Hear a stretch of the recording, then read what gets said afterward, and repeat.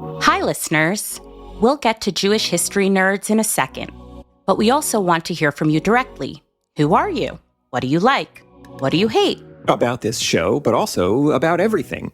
Fill out our 2-minute survey. The more detailed, the better, but we'll take anything. You can find the survey in the show notes of this episode or at this easy website, jewishunpack.com/nerdsurvey. I'll say it one more time, jewishunpack.com/nerdsurvey. Okay, on to the show. Right. It's like the Jews are the invisible hand pulling the strings. Yeah. Interesting. And in this case, their hands had already been cut off. I was going to say, if they really had all that power, they probably would have implemented it earlier. That is always the response that I have to every anti-Semitic, idea or stereotype. If Jews had that much power, do you think this is what it would look like? Exactly. Yeah. But, there's no winning that debate.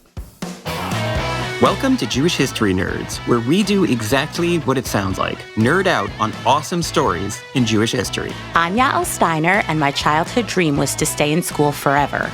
I'm Jonathan Schwab, and I am in school forever. And I apologize if the audio sounds different for today because I am recording not in my usual location, but actually in the school that I am in forever. It's almost like we have full-time jobs. Yeah. Crazy.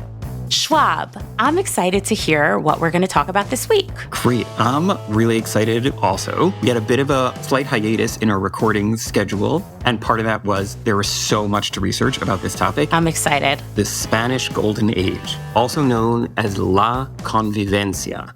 That sounds very elegant. Yes. It's a remarkable period in history where at a specific time and in a specific place, medieval Jews had unparalleled and unprecedented freedoms and access within society, and they used those opportunities to create a flourishing of a unique type of Jewish culture. And this was taking place in Spain? Yes, correct. And the time? And the time, it definitely was no earlier than the 8th century, specifically the year 711, and it definitely ended by 1492. The real height of it was around the 900s and 1000s. So the 10th and 11th centuries, the early 12th centuries were definitely the best parts of it. That's a pretty long time. Yeah, this is multiple generations. This is a couple of 100 years in a country in Europe where Jews had a very different experience than they did elsewhere during those medieval times. How did Jews get to Spain? Love that you asked me that, because we know that there are Jews in Spain going all the way back to the 1st century. And there's a couple different pieces of evidence for that. One of them, call back to one of our old friends from season 1, is that in the New Testament that Paul talks about, among his many travels, going to Spain. So we know in the time of Paul, there were already Jews in Spain. And then there are a couple of things not much later than that. A very old grave that says, here lies this very young girl, daughter of this person who was a Jew, that we know how old the grave is. It's dated properly and that's verified and everything. So we know Jews were in Spain from at least as far back as the 1st century, and that community grew over time. It's not like there was one huge wave of immigration. And they gained enough in numbers and in power that by the 8th century, they seemed to have a lot going on? Yeah. So prior to the year 711, which is a very easy year to remember, if you're a fan of Slurpees, the area that we now know as Spain was largely under a series of kings for a couple of 100 years called the Visigoths. Heard of them. And the Visigoths converted at some point during their rule to Christian Catholicism. And as Catholics, they had it in for the Jews pretty bad. There was a lot of persecution. Jews had very few rights, were barred from a lot of things, and were very frequently punished for their infractions. And for whatever reason, the favorite punishment of the Visigoths was public amputation. Wow, that's really, really awful. Yeah, so that's the state of Jews in Visigothic Spain prior to 711, and they were not huge fans of the Visigoths. Understood. Yeah, for understandable reasons. Starting in 711, Muslim armies begin to invade Spain from the south, coming from North Africa over the Strait of Gibraltar and taking more and more territory in Spain. Okay. And there's a whole question of what was the Jews' role in this Muslim conquest exactly. There's no question that the Jews definitely were happier with this emerging Muslim rule under which they seemed to have a much better position. There was an accusation that took the form of something like the Jews have invited the Muslims and are now making it easy for the Muslims to sort of conquer all of this territory. They were helping. Yeah, they were definitely not hindering this Muslim conquest. They certainly were very open to rule by Muslims. We don't have a ton of evidence that they were, like, that invitation thing, I don't think happened. And, like, smacks a little bit of like an anti-Semitic trope to me, that the Jews are like a fifth column in the country that's helping the enemies of the country. But I would think that it doesn't really matter who they're inviting or bringing in if they're living under persecution. Right. It's human nature to want to improve your life circumstance. Yes. Yeah, totally. I don't know. It reminded me of like a Germany interwar thing of like, oh, the reason Germany lost World War I. Right. It's like the Jews are the invisible hand pulling the strings. Yeah. Interesting. And in this case, their hands had already been cut off. I was going to say, if they really had all that power, they probably would have implemented it earlier. Yeah. But I understand where you're coming from. That is always the response that I have to every anti-Semitic, idea or stereotype. If Jews had that much power, do you think this is what it would look like? Exactly. Yeah. But, there's no winning that debate. So eventually, under this Muslim rule, they come to have a lot of access, I said. And one of the things that they're able to do is individuals are able to rise almost to the highest levels of arts, military, political fields, science, medicine, and at the same time, and very often those same individuals are deeply invested and involved in the world of Jewish learning, Torah learning, scholarship, which is very rare. Usually it's one or the other, right? Like there are plenty of prominent Jews. Right. Like Maimonides, I'm assuming, emerges in this era. Maimonides is one of them. We're going to spend a little less time on him because I think he's better known and there's so much out there about him. But, I know that he was a physician and obviously one of the greatest Jewish scholars in history. Yes. So he clearly embodies that duality, which, as you mentioned, is really uncommon, particularly today in observant Jewish circles. There is a huge divide. Right. There are the incredibly learned Jewish scholars of the world, but by necessity or by design or just by happenstance, they tend to be, if anything, very isolated from the world. Correct. And the reverse. There are Jews who are at the highest levels of medicine, science, politics, but usually they're not observant or certainly not like deeply involved in that world of scholarship. Just trying to think about how I would explain this in present day terms. And I was thinking, okay, what if Joe Lieberman, who was a senator and vice presidential candidate and was a prominent Jew who was observant and talked about his observance, but imagine if, in addition to all of that, imagine if he also gave a Talmud lecture or had a podcast about Talmud that had tens of thousands of listeners because it was seen as one of the best lectures out there. And he was also treated as a rabbi of great renown and great scholarship. Right. We don't have too many, if any, symbols like that anymore. Yeah. And sure, people will write in and be like, my rabbi is also a doctor and he's amazing. Right. The flip side of this that I was thinking about is imagine if Rabbi Lord Jonathan Sacks, who was an incredible Jewish thinker, who was able to articulate philosophy about Judaism that reached Jews and non-Jews alike and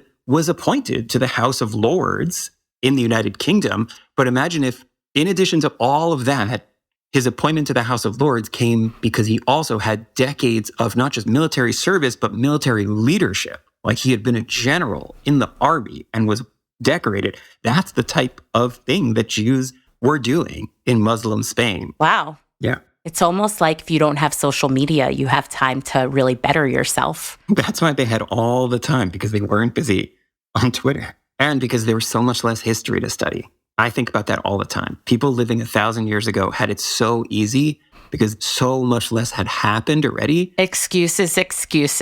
But I hear you. Going back, so we're in 711. The Muslims come in. They begin to conquer parts of Spain. They refer to it as Al-Andalus. The area had been known as Andalusia, which is still an area of Spain. The Muslims in Al-Andalus, under their series of assumptions and rules about the way a society should be, they treat both Jews and Christians as a form of protected minority. They do not have all of the privileges that Muslim citizens have. They're considered dhimmi. Right. And they have to pay a specific poll tax, which is different than Muslim citizens. That's called a jizya. There's all sorts of rules that they can't, like a Jew can't sit higher up than a Muslim. Their synagogue cannot be built higher. Thank you for all of these things. Thank you to Jews in the lands of Islam, a course I took 10 years ago, and if memory serves, actually did quite poorly in. Well, you have a chance to make up for that today. I will send this podcast to Professor Tzaddik and tell him, look where I am now. Fantastic. So I actually think I knew that about the synagogues not being allowed to be higher than the mosques. I visited some really old synagogues in Spain, and a lot of them are built into the ground, below ground, and maybe for that reason. And also, you're not allowed to rebuild a synagogue if it fell down. But like many things, one of the reasons we know about all of these policies is that things were constantly getting published saying we need to be stricter in our enforcement of these policies, which a little bit sounds like people weren't respecting them. It was happening. Yeah. So Jews and Christians are being treated pretty well. Yeah. And I guess that allows them to start building foundations for success. Yeah. And then it gets to the why of all of this. Like, what is it that was so different? Why is it that this functioned differently? And there's sort of two large theories that are probably both correct, but they're different ideas of like, why is it that this worked so much better for the Jews in this case, and it didn't elsewhere? So the first is this notion of triangulation or a triangular society, that this was a rare instance. There were plenty of other Muslim lands where Jews were living under Muslim rule, but in most of those other places, there were very few Christians. And there were plenty of Christian lands, but in most of those places, there were very few Muslims. This is a rare example of a society where they're not equally proportionally represented, but there's certainly a large enough contingent of all of them that it feels like society operates around all three of these religions working at the same time. Interesting. Yeah. It's almost like they're a buffer. Yeah, right? So to some extent, it could be a buffer. I don't think that's the full, it's not, the Muslims were so busy oppressing Christians or dealing with Christians that they didn't have time to be anti-Semitic. Right. I think more along the lines of like the whole society has to function in this diverse way. You have to recognize multiple different perspectives, and there isn't a binary of power versus oppression. Got it. There's like multiple constituents. And again, this is definitely a huge caveat here. When we say diversity or pluralism or respect, not 21st century versions of those things, right, but way ahead of their time for the 8th century, 9th century, 10th century. That's the first idea, explanation. The second is that, and again, this doesn't fully account for why this might not have happened in other Muslim lands, but that Jews under Islam is very, very different than Jews under Christianity. Christianity emerged from Judaism and was in, therefore, much greater conflict with it, needed to distinguish itself from Judaism in many ways, was much more threatened by Judaism, like burnings of the Talmud because of the things that the Talmud says about Christianity. The Talmud doesn't really discuss Islam, mostly because it wasn't around, I believe, at the time, most of the writing of the Talmud. But also it was just, Islam was less threatening to Judaism. Judaism was less threatening to Islam. The two religions function much more similarly in terms of being based a lot more on rituals and practices and behaviors and much less on faith and theology alone. Right. Man is not saved by faith alone. Yes. Yeah. So what were some signs of that flourishing of the Jewish community? For those signs, let's talk about specific people and their specific amazing stories, because I think that's so much more telling than saying here's something, that the Jewish community on the whole do. Right. Like, who's the all-star team? Ooh, love it. Okay, so Maimonides is definitely on the all-star team. But as I said, I want to talk less about him. One person I want to talk about, very loyal listeners to the podcast will recognize this name because we mentioned him in our episode about the Khazars, but a man by the name of Hasdai ibn Shaprut. Yes. When we talked about him in season 1, we said he had an amazing name. And I said, because I went back and listened to it, I said, we could do a whole episode just on this guy. And we're still not doing a whole episode. You manifested it into being. Yeah, but now we're giving Hasdai ibn Shaprut his due. So what was he about? Yeah, everything. He was a polymath. He could do it all. Scholar, physician, diplomat, patron of science and literature. Started out as a court physician, which was really important at that time. It's very hard to imagine now because the White House doctor is not an important member of court. But back then it was very different. So he starts out as court physician and through that eventually does really become the right-hand man of the Caliph of Cordoba and basically ends up kind of running the Caliph's foreign affairs, negotiating treaties and doing all sorts of things. This is an incredible story. He's able to broker a deal with a woman named Toda of Pamplona. Her family and her kingdom, Leon, had been in a long-standing feud isn't the right word. I guess like a conflict of many years between Leon and Cordoba. But crisis in Leon, this woman, Toda, her grandson, Sancho of Leon, was deposed by the nobles. Side note, he was deposed in part at least because of his great obesity. They felt he could no longer adequately serve as king of Leon. Okay, so her son was deposed. Her grandson. So she wants to return him to the throne, and she could use the Caliph's help. And Hasdai is able to convince her to set aside their feud. And he says, if you come to the Caliph and personally ask for his help, despite this long-standing feud, he will help you and can restore your grandson to the throne. He's saying that he knows that he can convince the Caliph to say yes to that. She comes before the Caliph, prostrates herself before him, asks for his help. The Caliph helps. Sancho is placed back on his throne, and Hasdai, channeling his physician, doctor, medicine side, is able to help King Sancho with some sort of 10th century weight loss regimen.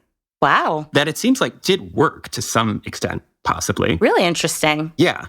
So he's negotiating the treaty that puts a king back in power. That is high-level stuff. So he's a jack of all trades. He is, right? But while he's doing these political maneuvers, he's also heavily involved in the world of Jewish scholarship. He's sending money from Spain to the Babylonian academies at Sura and Pumbedita. Oh, wow. Yeah.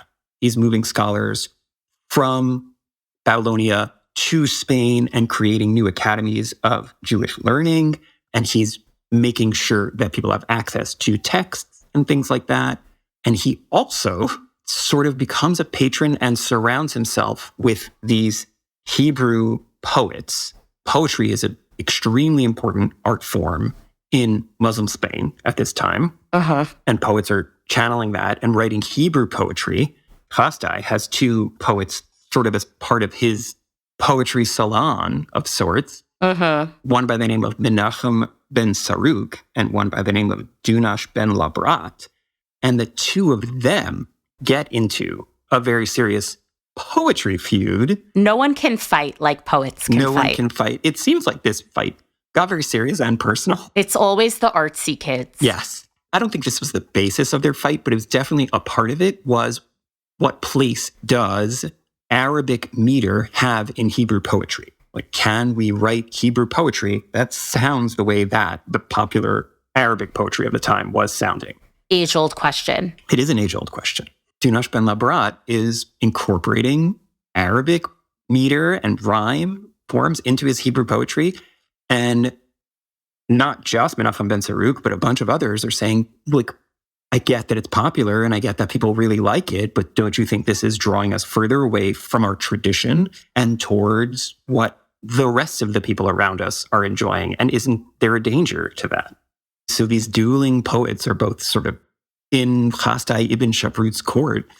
And the fight gets ugly and personal. And ultimately, Dunash ben Labrat, the one who was incorporating the new form, accuses Ben Saruk of secretly being a Karaite, of like not following rabbinic tradition and being part of this group that's considered definitely on the outs a little bit. And undermining rabbinic Judaism. Yes, right? Fascinating. And Menachem ben Saruk ultimately sort of loses his position under Ibn Shaprut and is like cast out as everyone comes to embrace the Arabic form and like this new type of poetry, which there was skepticism around at first. But I think that's sort of what always happens with any art form is there's skepticism around it at first, but ultimately becomes incorporated in a way and used to bring greater awareness and beauty to a Jewish expression.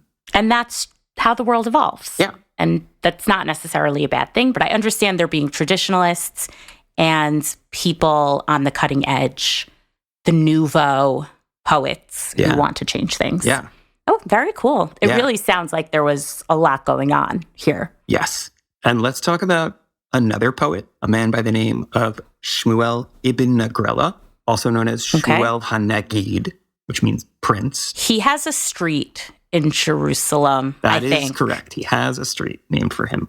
He's a Talmudic scholar, grammarian, philologist, soldier, merchant, politician, and serious poet in his own right. So he also can do it all. Who isn't? Yeah. I mean, most generals I know who are also statesmen of the highest level are also writing poetry that like the whole world is thinking carefully about. So they were exporting these ideas. This art that's being created in the Jewish community is spreading.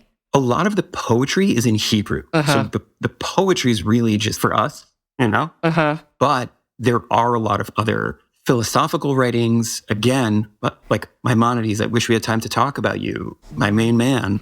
But I want to tell you at least quickly this story of Shmuel HaNagid, Shmuel ibn Nagrela. Okay. There's this legend that he rose to prominence because he was sort of discovered. The maidservant of the vizier asked him to write a letter, and then she was so impressed with his letter writing capabilities, because writing letters really well was a really important skill. So he started writing letters for her, eventually becomes the secretary and writing letters for the vizier, and then becomes an assistant to him. But when the king dies, Shmuel ibn Nagrela positioned himself right and helped the younger son ascend to the throne, even though the older son is the one that usually should have gotten him. And when that younger son becomes king, he makes Shmuel ibn Nagrela vizier and general of the army. Like head of the Muslim armed forces of this kingdom. Amazing. Which, by the way, is not allowed. Like the Pact of Umar, which says what it is that Jews are, or any dhimmi are allowed to do, definitely not allowed to be general of the army. Wow. But he definitely was. Interesting. And he also, like Chasdai ibn Shaprut, Shmuel ibn Nagrela also is like, helps the king ascend to the throne, has all sorts of political machinations on the side. There's this story where a bunch of guys are talking about some sort of treason or something, and he gets his way into this group, and he says, let's actually meet in my house to talk about our plan for treason. But meanwhile, he's just like spying on them and telling the king what they're saying. And then the king says, let's execute them. And he defends them. And like now, of course, everyone loves him because he's this like brilliant guy who's just like able to play all sides of a conflict somehow. Fascinating. He was a fighter. Like he was actually participating in He's not sitting back in the bunker and like over Zoom watching this. He leads the army into battle. He is general of this army for 17 years. Wow. Extensive military campaigns, many, many victories. Among a lot of topics of his poetry, he writes a lot of war poetry, which is considered very good war poetry. And he's aware also of just like all of his different talents. He calls himself the David of his age because he's a military leader and a poet. He also writes several books. He writes this book, Ben Tehillim, which is sort of like in the style of and after the book of Tehillim.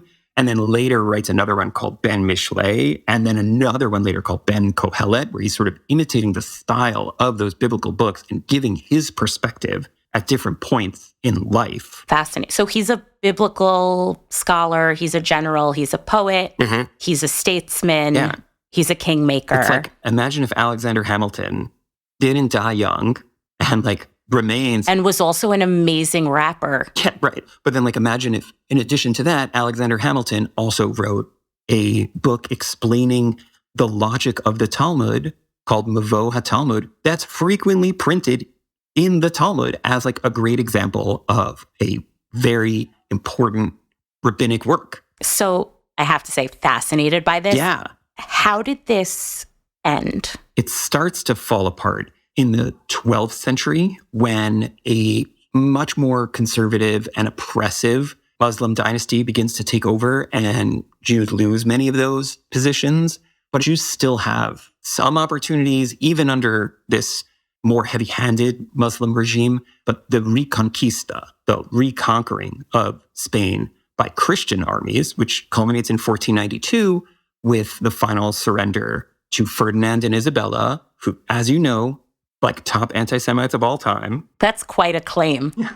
I mean, maybe top five. Top five. They're in the conversation. Yes. The Golden Age definitely ends when the new Christian king and queen of Spain make it illegal to be Jewish and kick out everybody who isn't converting to Christianity. And then Spain goes through an age that, what's the opposite of golden? Tarnished. I think we might need a stronger word than that, but yes. Costume jewelry. What's really interesting is at the time, nobody was saying, this is the golden age of Spanish Jewry. Right. You don't know that until you're out of it. Yeah. La convivencia, the Spanish term for it, this like model of what a society is, that's a term that comes up in like the 19th century. And part of that is as Jews are looking to be emancipated and get greater roles in their societies in Europe in the 1800s, they point to this and say, look how great it was, and are very happy to point to how amazing it was. And look at this golden age of Spain. When Jews were allowed, look how much they did, not just for themselves, but look how much they contributed to society. And let's go back to that. And let's go back to that. Like, you will be better off if you allow all the Jews to have this place.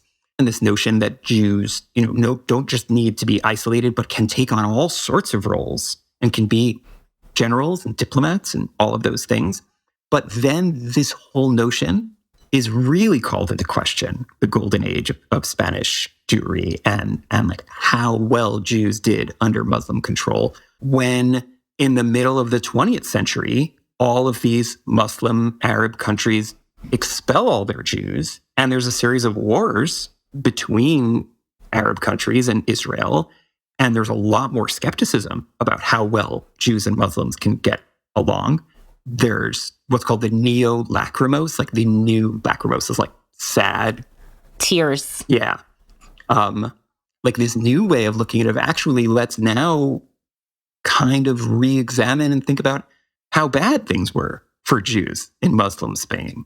And it feels a little bit to me at points like that's oversell. Like there was definitely violence, there was persecution, and there was anti-Semitism. Jews did not have all the opportunities in the world, but a little bit it's a reaction to the overblown notion that this was the greatest thing ever. Like, no, there were definitely bad parts to it. Well, I mean, the things that survive are the things that were well known and quote unquote worth keeping. Yeah. So the stories that persist are the stories of the successful people who served in court and wrote these books. So it certainly is very possible to me that the stories of those who were suffering did not get transmitted in the same way that these other stories are. And not to add any level of controversy to this, have you ever seen the movie Midnight in Paris? A long time ago, but yes. So in the movie Midnight in Paris, directed by someone controversial, Owen Wilson's character wants to live in 1920s Paris because he thinks that that is the best ever era. And when he's transported to 1920s Paris, he meets a woman who doesn't understand why he's glamorizing that particular age. And she wants to go back another several decades herself to La Belle Epoque. And he comes to realize, obviously, that everyone faces discontent in their own era. But that is really what I'm thinking about here, in that obviously you don't know that you're living in the golden age while you're living in it. we have rose-colored glasses when it comes to looking at the past. Yeah, the way we view the past always shapes the way we view the present, and the way we view the present always shapes the way we view the past. Like, it's easy to look back now and glamorize it, and I think, wow, that's so amazing that there were characters like this who were able to do both of these things that it seems so impossible to do today. And then you remember that they didn't have indoor plumbing. I think it is easy for us, particularly in light of what you mentioned, the eviction of Jews from Muslim-led countries in the 20th century tends to blind us to the fact that for so much of our history, Jews and Muslims lived in symbiotic harmony in a lot of places in the world and complemented one another really, really nicely. The one other person I also wish we had time for it is Kasmuna, who is a female poet of great importance. Wow. Yeah, definitely. And I'm assuming that women's literacy was not at its height at this time. She was the female poet? Was she married by any chance? Honestly, I'm not sure. I'm just wondering if the view at the time was you could be a wife and mother or you could be a prolific artist. You could be a general, physician, grammarian, statesman, and a poet, but you can't be a wife and mother and a poet, Come on. Right. Thank you for listening to Jewish History Nerds, a production of Unpacked, a division of Open Door Media. If you like this show, subscribe on your podcast app of choice. And while you're at it, give us 5 stars and write us a review on Apple Podcasts. And most importantly, be in touch. Write to us at nerds@jewishunpacked.com. This episode was hosted by Jonathan Schwab and Yael Steiner. Our education lead is Dr. Henry Abramson. Audio was edited by Rob Pera and were produced by me, Rivky Stern. Thanks for listening. See you next week.